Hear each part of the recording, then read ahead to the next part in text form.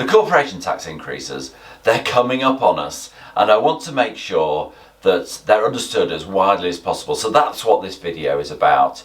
Yes, in a way it's simple, the tax rate's going up, but there are some nuances, and I want to look at those in this video so you understand just what it's all about. I do regular updates on tax and accounting issues, so if you'd like to be kept up to date, please subscribe to the channel, and if you press the like button, it helps me and the channel. Thank you. So the corporation tax increases, in a way they're quite simple. The tax rate's going up from 19% to 25%. That's a 6% increase, which is a 30-odd% increase in the tax that you pay. So it's a substantial increase in the tax. If your profits are less than 50,000, you're simply not affected by this. So if your taxable profits are less than 50,000, then the rate continues at 19%, so don't worry about it. If your profits are over £250,000, then the tax rate is simply 25%. So over £250,000, your tax rate is 25% on all your profits. Between 50,000 and £250,000, there is a sort of marginal thing where your overall tax rate is between 19 and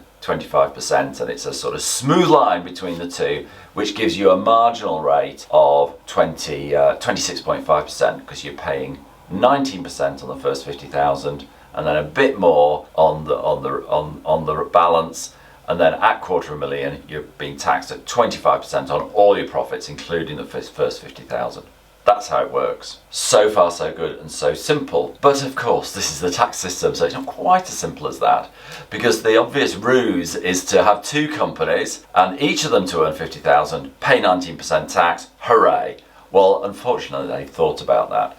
So there's a rule about associated companies. So that 50,000 and the £250,000 gets divided by the number of associated companies. So if you've got two associated companies, then you don't have 50,000, you have 25,000 in each company, and the £250,000 turns into 125,000 in each company.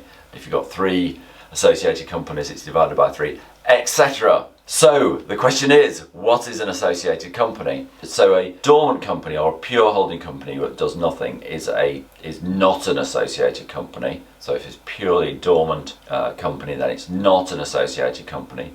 But it is an associated company if it's a subsidiary, trading subsidiary. That's what you would expect.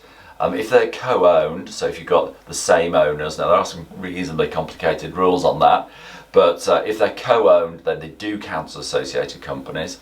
So if you had one accountancy practice in one company and another accountancy practice in a different company, and you owned them both, then that would be two associated companies. And then ones that, like, if you do actually do the same trade, so if it's an integral business, then you can't sort of separate it out. So the husband does one bit and the wife does another bit. If they are effectively one business, then they can be associated companies. In terms of dealing with our clients, we now need to know all of your associated companies, and maybe we don't act for all of them, so we might not know about some of them.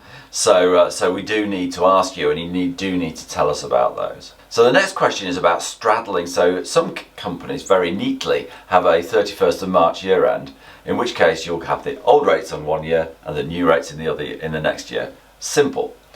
But for most companies, you straddle it. So if you've got a September year end, then half your profits will be at the old rates and half at the new rates, and it's just time apportioned. So nobody bothers to check just when those profits were earned. It's just time apportioned. So if you've got a large one-off profit before March 2023, then you might want to think about just doing early year end and making sure that those exceptional profits are taxed at 19% and not part taxed at 19% and part taxed at 25%. It might save you a few £1,000s. So what can we do? So first of all, if your profits are less £50,000 or less, nothing needs to be done. You're just the same as ever. If your profits are over £250,000, it is actually quite difficult to do very much, and you will be taxed at a higher rate. It's unpleasant, but it's just a case. It's just a fact.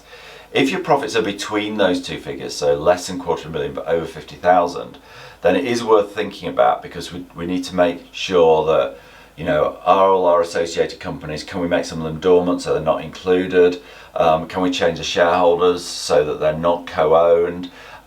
there's things that we might want to have a look at to make sure that we get all our allowances. So I think that, and you're paying a slightly higher rate of tax, so maybe putting some money into pensions becomes more important, and that sort of thing. So I think it's more important for those people in between just to really think about it and work with us to try and reduce your taxes in the future. The next question is it still worthwhile having a limited company?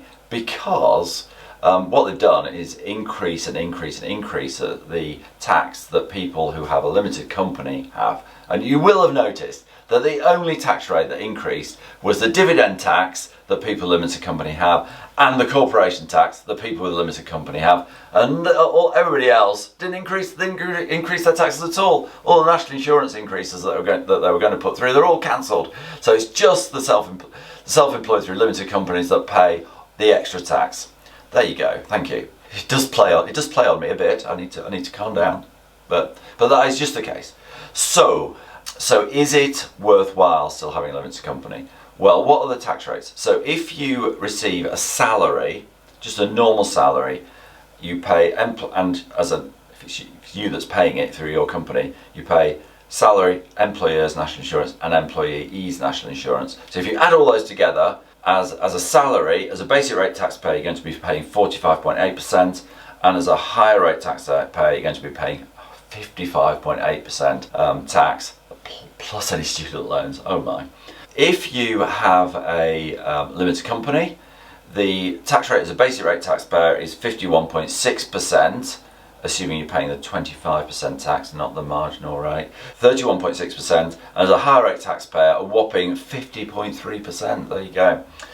And if you are self-employed, as a basic rate taxpayer, you pay 29%, and as a higher rate taxpayer, you're much lower, 42%. So it's actually, as a higher rate taxpayer, it's better to be self-employed. But for most of our clients who have limited companies, the way we do it and where we structure the shareholdings, we make sure that people aren't high rate taxpayers at all.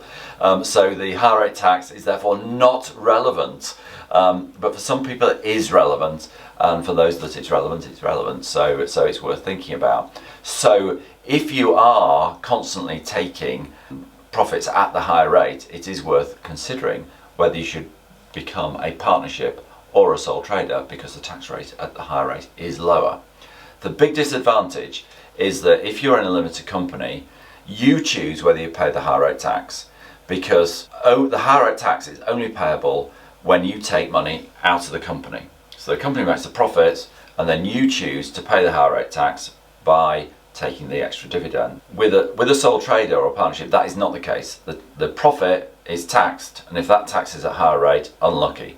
So you have much less control over your high rate tax, and that is a big disadvantage. So although the tax rates are higher in a limited company, I don't think that most people will be getting rid of their incorporation because of that immediate effect of high rate tax and the fact that you pay high rate tax on your retained profits. So I don't think people will, but they might do, and it is an option, and it's one of many options, so it becomes more nuanced.